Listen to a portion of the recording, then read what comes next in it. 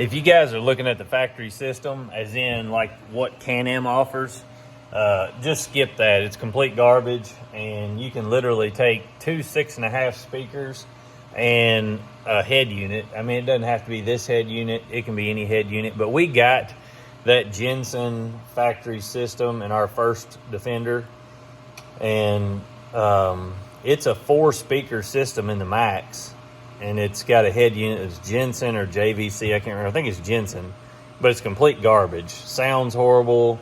No bass, nothing. I mean, I like a little bit of bass. My wife likes zero, so we hardly ever rock out. But anyway, you can take these, two 6.5 speakers and a head unit, like I said, put them in there, and save you a whole lot of money. I think that system, the first one we got, installed and everything, was close to $900, $800 or $900 in the first one, and it was just such a letdown. But I'll leave the link in the bio for the head unit of this. Like I said, it's in the last video too. But like I said, you can put any head unit in there. This one has a memory thing. So I've seen a lot of people on the forum say when they shut the key off that if they don't run a lead wire all the way down to their battery, that it won't hold the presets and a few other things. This one has a thing in there that somehow keeps a memory, and it doesn't pull from your battery at all, ever. So when you shut it off, you're not going to have battery drainage. And I'll show you guys. I put these presets in there about 30 or 40 minutes ago, shut the Defender off just to check, to make sure. So you can see I put our local stations in, and they're all still in there.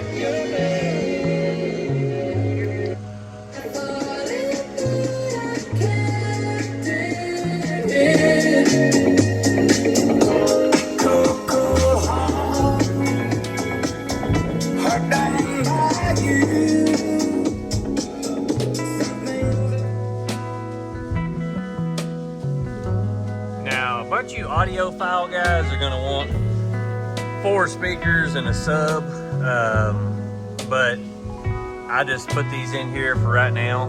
I may put 2 more speakers. The 4 speakers are plenty for us. Actually, these 2 speakers, you can hear them just fine when you're riding or anything. So if you guys are, looking at saving money, you can get a unit like this for $150 to $200.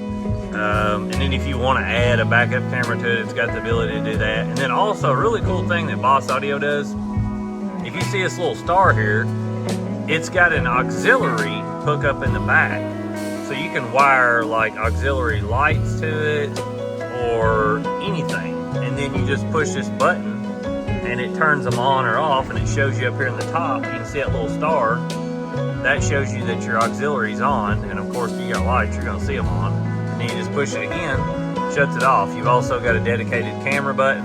I don't have a camera hooked up to it because I've got my camera in the backup mirror here.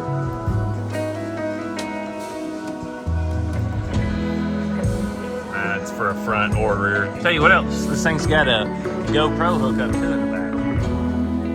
So it's kind of a cool feature. I do wish that they would have had a lot better video quality on it, but it works. So the first step to putting this radio in is getting this panel down, and it's a T30 Torx bit. I'll show you guys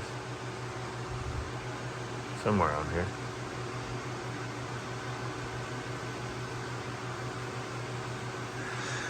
So I'm going to take all these out. You can see them. There's 2 over here, 2 up here, 2 right here. And usually, at least on the other ones, this has got a little bracket that bolts into another bracket behind it. And so you have to take those out separately. But we'll see how they've done that with this mounted.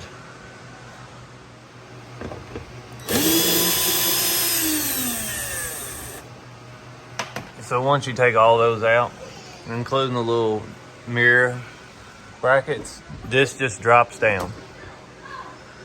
And as you can see,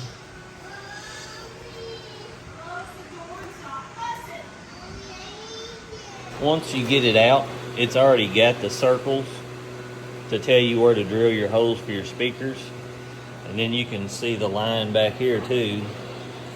This is for that, I think it's a Jensen or a JVC, the Can-Am original one. We got it with our first Defender, and it's complete garbage. I wouldn't recommend going that route. But it's got that too, and then on the other side.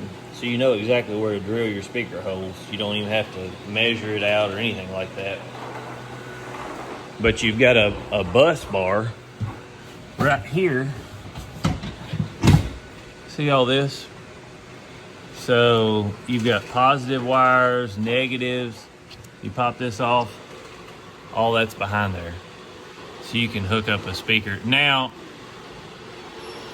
these do not have constant power.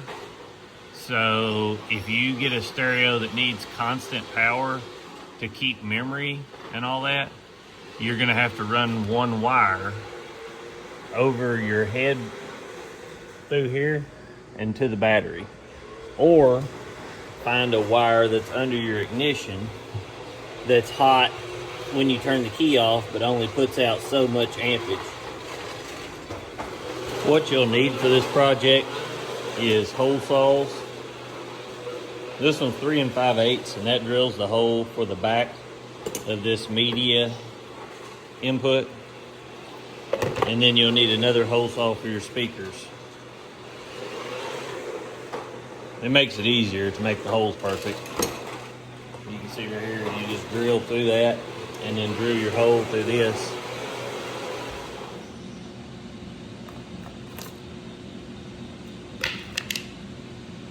There's your hole for your speaker.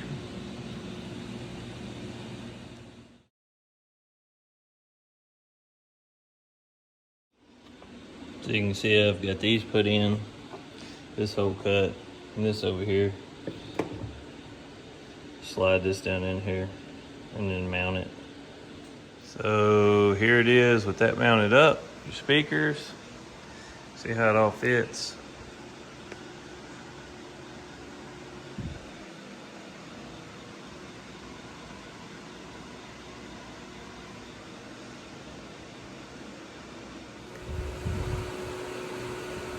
So I've got my main battery lead, accessories, and then my ground. And all these others that are double colored, as in green and green, one of them will have a black line, which means that goes to a speaker's negative, and this goes to the positive.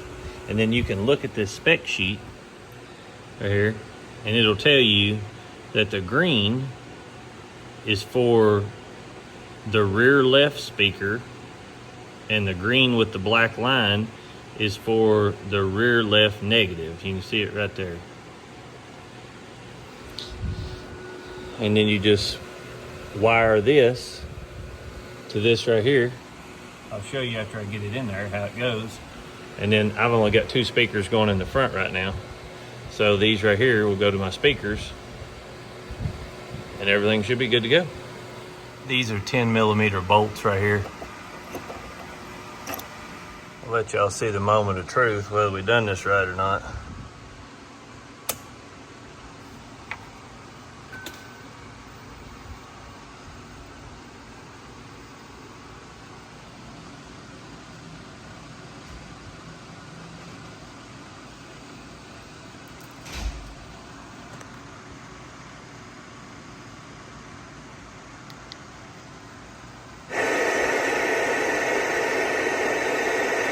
I don't have anything connected to it, but it's working. Go home. You can hook up USB, camera. Let's just go to tuner and see if I can pick up anything.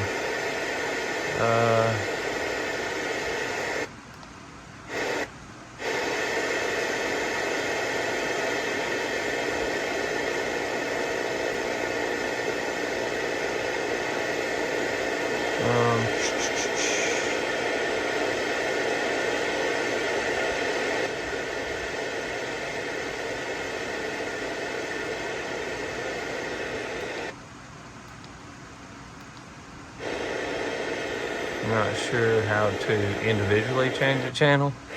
I haven't looked at it close enough. Hold this down and see if we...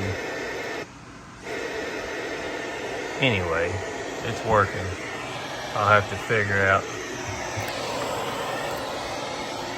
Hook my phone to it, but there it is. Got to connect my camera back up and stuff.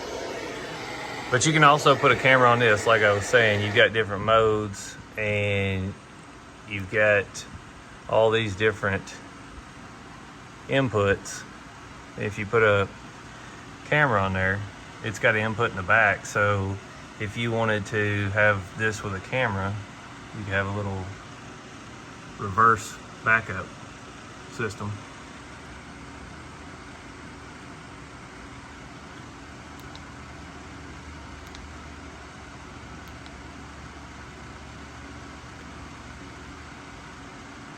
Yeah, we need English for sure. Let's see.